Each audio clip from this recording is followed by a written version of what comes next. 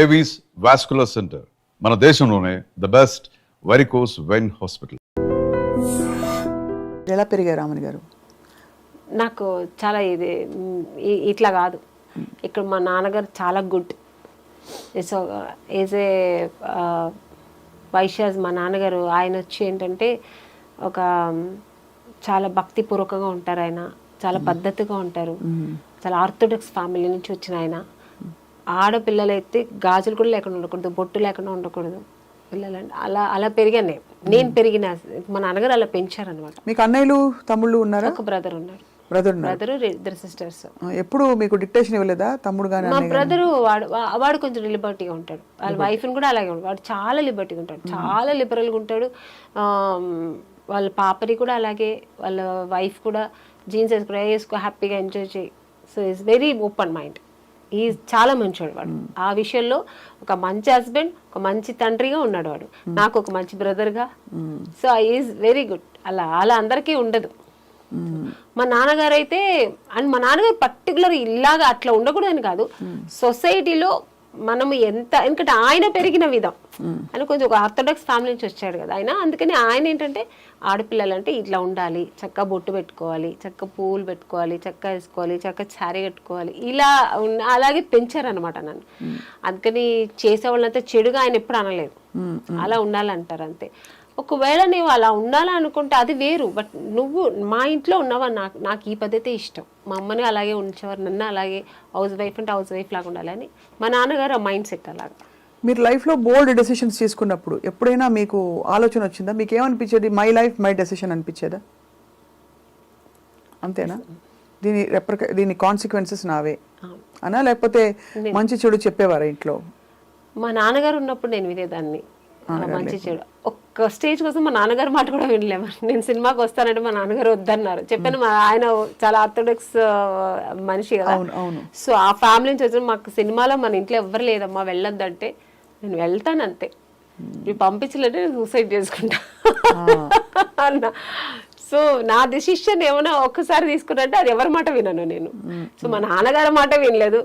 ఇంకా నిండగాక మొన్న వచ్చిన వాళ్ళ మాట ఎందుకు వింటాను నేను? సో నాకేది మంచి అనిపిస్తే అది నేను చేస్తాను. ఎక్కడ మీరు కాంప్రమైజ్ అవును, తగ్గను. ఇప్పుడు పుష్ప వస్తుంది కాబట్టి తగ్గేదేలే అంతే. అందరూ అలా ఉండగలిగితే బాగుంటుంది. మళ్ళీ మీరు చూడడానికి మాత్రం చాలా, అంటే అఫ్ కోర్స్ చాలా ఏంటది హోమ్లీగా అడ్జస్ట్ అయిపోతారు. చాలా అడ్జస్ట్మెంట్ అవుతారు, చాలా అడ్జస్ట్ అవుతారు, చాలా తగ్గి నడుస్తారు, చాలా ఏమంటారు అంటే కాంప్రమైజ్ అవుతాను, చెప్పిందని కాంప్రమైజ్ అవుతాను చాలా. బట్ ఇది కాదు నేను ఇట్లా చెయ్యాలి అనుకున్నప్పుడు దానికి అడ్డొస్తే మాత్రం నేను కట్ చేస్తా. నా వల్ల కాదు, నేను ఇలాగే ఉంటా, నా కంఫర్ట్ కావాలి. ఎలా చేయాలో చెప్తే మేము కూడా సంతోషిస్తాం, అంటే అందరికీ అర్థం అవుతుంది కదా. అంటే నేను హీరోయిన్ అవరు మా నాన్నగారిని బ్లాక్ మెయిల్ చేశాను. నాన్నని ఏం చేస్తానులేండి, నాన్న కాబట్టి నాన్న హస్బెండ్ ఇంకా వచ్చిన తర్వాత ఇంకా మా బ్రదర్ అయితే వాడు సేమ్ నా క్యారెక్టర్ కాబట్టి వాడు నాకు అడ్జస్ట్ అయ్యి మేమిద్దరు అలా పెరిగాము. ఇంకా మా హస్బెండ్ అన్నప్పుడు సినిమాలు వద్దండి, నేను సినిమా చేస్తా. అవునా, చెప్పారా వద్దని? నేను ఫస్ట్ వద్దు పిల్లలు పుట్టారు, పిల్లలు చూసుకోండి. పెళ్ళైన తర్వాత విన్నాను, వద్దన్నా టైం తీసుకున్నా. ఇక మీద నేను మంచి క్యారెక్టర్లు వస్తాయి, హీరోయిన్ గా వదిలేసి వచ్చాను. ఇప్పుడు నేను చేస్తా, మంచి క్యారెక్టర్ రోల్స్ చేయాలి, మంచి క్యారెక్టర్స్ రోల్స్ చేయాలి. నా ప్యాషన్ ఇది, నేను చేస్తాను. One big challenge Yamini garu, I mean all of us are in public profession. నేను పబ్లిక్, మీరు మన ప్రొఫెషన్లో మనం 10 మందితో మాట్లాడతాం ఎన్వైరన్మెంట్లో. అది దానిలో రెస్పెక్ట్ రావాలంటే ఒక ఉమెన్ ఏం చేయాలి ఇంట్లో, ఇంటి పట్టున? అంటే రెస్పెక్ట్ పోకుండా కామెంట్ చేసి మన ప్రొఫెషన్ని కించపరిచి బీలిటిల్ చేసే ఉంటాయి కదా సిచ్యువేషన్స్ అప్పుడప్పుడు. మగవాళ్ళకి సహజంగా ఉండే దుర్బుద్ధి. కాబట్టి సినిమా వాళ్ళని కానీ లేకపోతే మీడియా వాళ్ళని కానీ అలాంటి పరిస్థితుల్లో ఏం చేయాలంటారు మీ దృష్టిలో? మనం పట్టించుకోకూడదండి.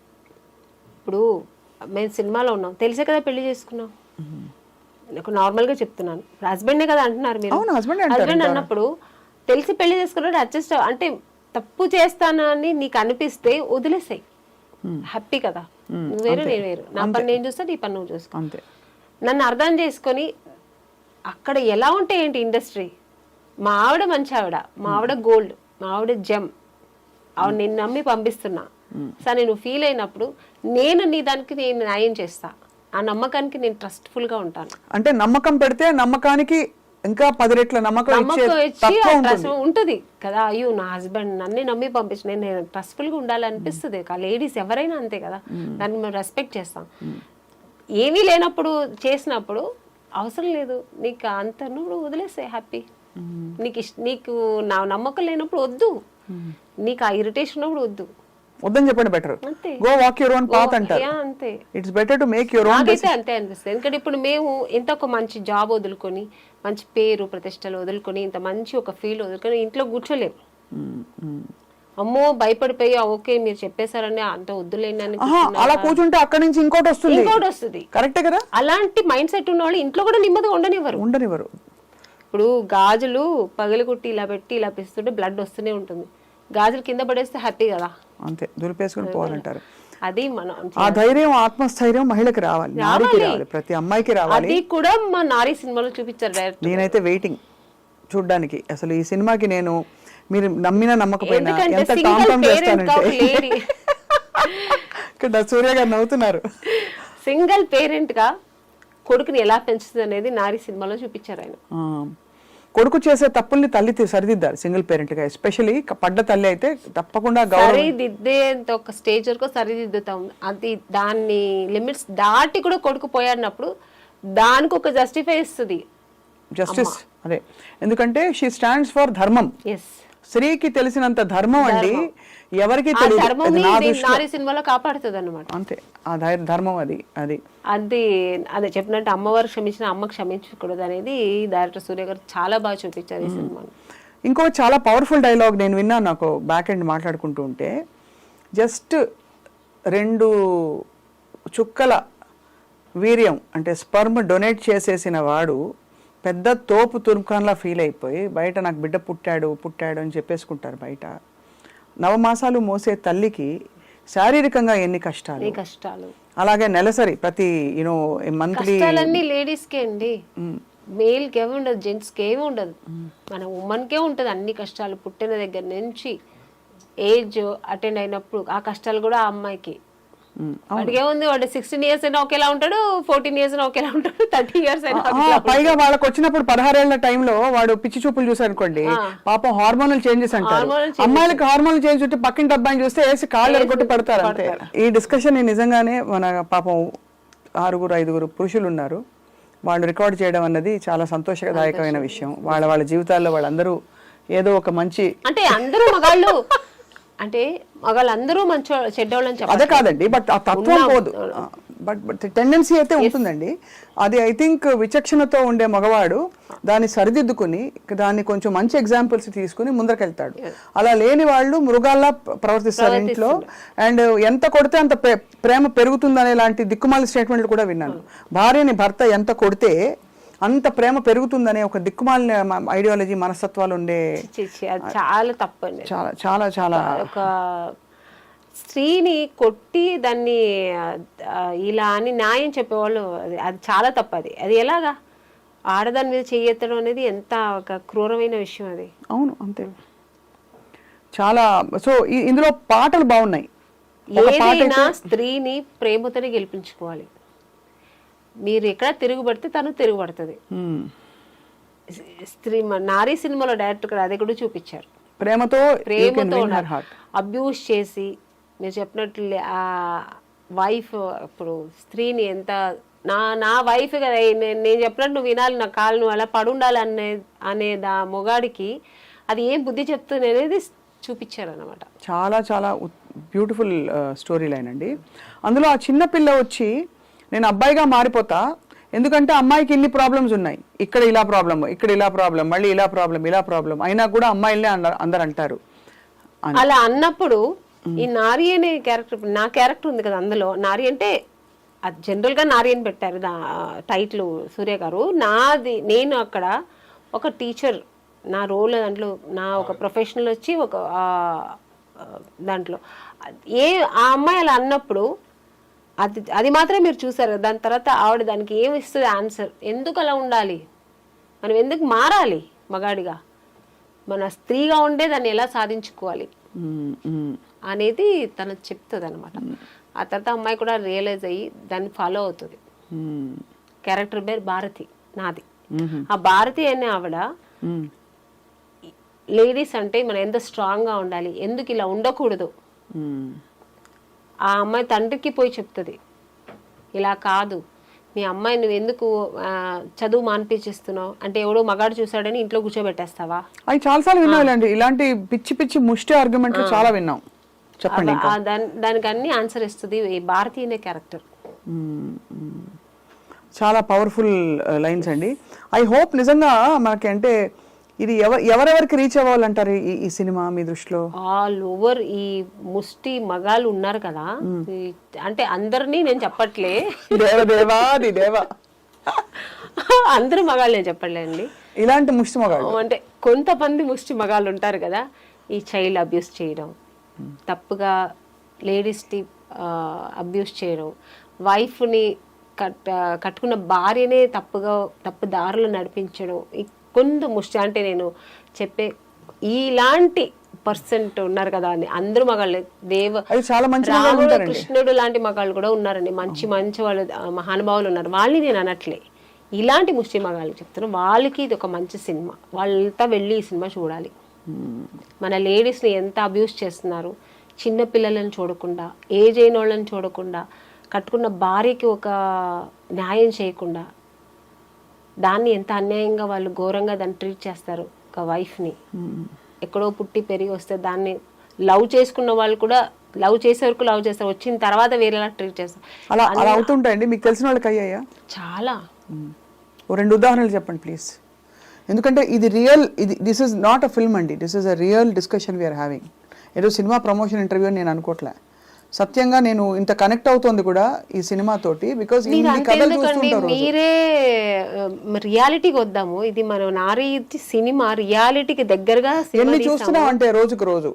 అదే జయలలిత గారు మీరు ఇంటర్వ్యూ చేశారు, ఆవిడ లైఫ్ స్టోరీ చాలు కదండి. లవ్ చేసి మ్యారేజ్ చేసుకుని ఆయన ఎంత అబ్యూస్ చేశారు ఆవిడని, ఆవిడే ఇంటర్వ్యూలో చెప్పింది. సో అది ఎంత అన్యాయం కదా. చాలా. సో అలాంటి ముష్టి మగాళ్ళకి నేను చెప్పాను. అంతే అంతే. అలాంటి వాళ్ళు చాలా మంది ఉన్నారు. అలాంటి వాళ్ళు ఈ సినిమా చూడాలి, చూసి నేర్చుకోవాలి, మంచి ఏంటి చెడు అంటే ఏంటి నేర్చుకోవాలి. సో ఆమెని గారు మీరు ఆబ్వియస్లీ ఒక powerful teacher character, Bharathi character వేశారు కాబట్టి అన్ని చీరలే కట్టారా సినిమా అంతా? అవునండి, మంచి కాటన్ శారీస్, ఎందుకంటే ఆ క్యారెక్టర్కి అలా కొంచెం నీట్గా ఉండాలి, డీసెంట్గా ఉండాలని. సో ఇది ప్రొడ్యూసర్ గారే కాస్ట్యూమ్స్ కూడా సెలెక్ట్ చేశారు, చాలా మంచిగా డిజైన్ చేశారు. ఈ క్యారెక్టర్ ఇలాగే ఉండాలని చెప్పి బ్లౌజ్ దగ్గర నుంచి జ్యువెల్స్ దగ్గర నుంచి ఆవిడే అన్ని సెలెక్ట్ చేశారనమాట. No costumer. పింక్ సినిమాలో దీనికి ఒక డిఫరెంట్ పర్స్పెక్టివ్ చెప్తా. పింక్ సినిమాలో చూసారా పింక్? వకీల్ సాబ్. అందులో ఏంటంటే ఆ అమ్మాయి కొంచెం party type, pub going type కాబట్టి తన్ని చూసి ఒక మగాడు గ్రాంటెడ్ గా తీసుకుంటాడు. ఎలాగో తను తాగుతోంది కదా, ఇంకా అన్నిటికీ ఓకే అనే టైప్ లో తన్ని ఆ విధంగా ఉన్నది ఫిజికల్ గా అసాల్ట్ చేయడం, తీసుకెళ్ళిపోవడం. అమ్మాయి ఆ టైప్ అయినా అమ్మాయి క్యారెక్టర్ మీద వేసే ప్రయత్నం చేస్తారు. ఈ యాటిట్యూడ్ గురించి మీ అభిప్రాయం ఏంటి? అంటే ఎప్పుడు ఒక స్త్రీ అంటే తాను మగవాడి కళ్ళలో తాను డీసెంట్గా డిగ్నిఫైడ్గా ఉండాలని కోరుకుంటాడు తప్ప తనకు ఒక డీసెన్సీ చచ్చుంటుంది, ఆ దాని ప్రకారం ఆవిడ డ్రెస్ చేసుకునే స్వేచ్ఛ ఆవిడకుంది అని అనుకోరు కదా. ఎందుకంటే మీరే చెప్పారు, ఫర్ ఎగ్జాంపుల్ మీ ప్రకారం స్విమ్ సూట్స్ వేసుకోవడం తప్పని కాదు, కానీ చాలామంది వేసుకుంటారు, అందంగా కనిపిస్తారు, they carry it of beautifully వాళ్ళ ప్రొఫెషనల్లో. మీరు ఒకసారి కొన్ని కాస్ట్యూమ్స్ వేసుకునేటప్పుడు మీరు ఇబ్బంది పడ్డారు అని మీరు ఒక ఇంటర్వ్యూలో నాకు చెప్పారు. మీరు వద్దనుకున్నారు, అది అంతేందుకు, దట్స్ యువర్ చాయిస్. అక్కడ పాయింట్ ఏంటి, మీ చాయిస్ ఉండాలి, మీకు నచ్చితే వేసుకోండి లేకపోతే ఇష్టం లేదు. కానీ ఆ సినిమాలో అవసరం, అప్పుడు కొంచెం ఇబ్బంది పడ్డారు. పంపలకు కూడా వేయించారు డైరెక్టర్ గారు, బట్ డీసెంట్ గానే వేయించారు. నాకు స్విమ్ సూట్ కంఫర్టబుల్ గా వేసుకున్నాను, కంఫర్టబుల్ డాన్స్ కూడా, ఆ కాస్ట్యూమ్స్ నేను డాన్స్ కూడా చేశాను. సో అది వేరు. కానీ అది ఏపిచ్చేసి దాన్ని అగ్లీగా చూపిస్తారు చూడండి, అది ఇష్టం కాదు నాకు. అది ఇష్టం ఉండదు మీకు. మాకు స్వేచ్ఛ ఉంది కదా, మేము వేసుకోవచ్చు, ఎందుకు వేసుకోకూడదు డ్రెస్సులు మంచిగా. నువ్వు చూసే నీ పాయింట్ ఆఫ్ నీవు ఎలా చూస్తావు, నీ విజన్ ఎలా ఉంటుందో, నీ వ్యూ ఎలా ఉంటుందో నీకే తెలియాలి, కానీ తల్లిని తల్లిగానే చూడాలి. అంతే. పెళ్ళాన్ని చూసేవాడు కళ్ళు పీకరు. కళ్ళు పీకుడు కదా. వాళ్ళ కళ్ళు పీకరు, కళ్ళు పీకరు, మమ్మల్ని అనడం ఎందుకు? మాకు ఒక స్వేచ్ఛ ఉంది కదా లేడీస్ కు. ఇప్పుడు నాకు సూట్ అవుతుంది కాబట్టి నాకు శారీ సూట్ అవుతుంది, అది వేరు. అది వేరు. నాకు నచ్చుతుంది, నాకు బాగుంటుంది అని వేసుకున్నప్పుడు అది ఎందుకు తప్పు అవుతుంది? అసలు పర్ఫెక్ట్ గా చెప్పారు. చివరికి నాకు బాధేసేది ఏంటంటే, ఒక స్త్రీ తిరగబడి పురుషుణ్ణి భర్తను ఏదో చేయబోతుంటే చేతికి కప్పడాలు కర్రిస్తారండి.